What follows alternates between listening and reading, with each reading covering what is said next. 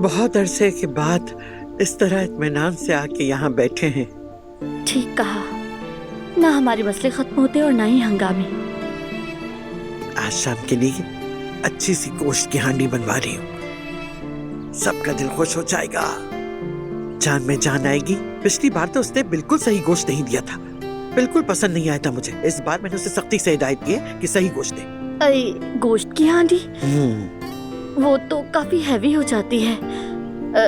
जैतून के तेल में भी बनती है ना?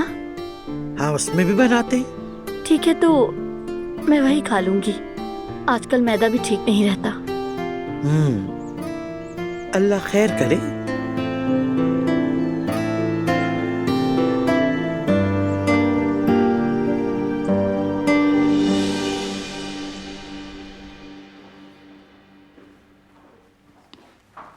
भाई, मेरी मार्जिन में बात हो गई है। काम पे लगे हुए हैं वो लोग। अब मैं समर हाउस जाके वहां की सूरत हाल भी देख लेता हूँ। जरूरत नहीं, मैं खुद जाऊंगा। तुम यहीं रहो, कंपनी की फाइनेंस मीटिंग है अभी।